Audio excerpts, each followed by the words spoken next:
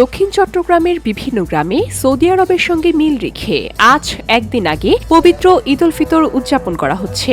স্থানীয়ভাবে এটি দীর্ঘদিনের একটি ধর্মীয় চর্চার রীতি হিসাবে পরিচিত।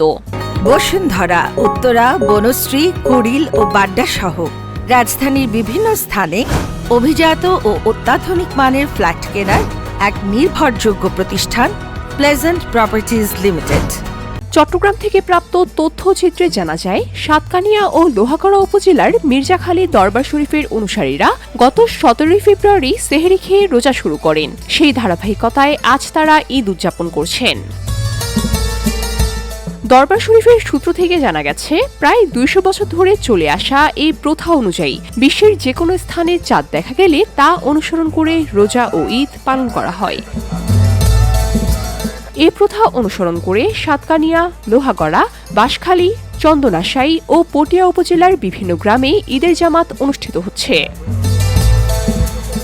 এতে লক্ষাধিক ধর্মপ্রাণ মুসল্লি অংশ নিয়ে নামাজ আদায় করেছেন এবং পরিবার ও স্বজনদের সঙ্গে ঈদ আনন্দ ভাগাভাগি করে নিয়েছেন। প্রশাসনের পক্ষ থেকে জানানো হয়েছে, এটি দীর্ঘদিন ধরে একটি ধর্মীয় চর্চার রীতি হওয়ায় এবং শান্তিপূর্ণভাবে উদযাপিত হওয়ায় এতে কোনো প্রকার হস্তক্ষেপ করা হচ্ছে না। VOD Bangla news desk.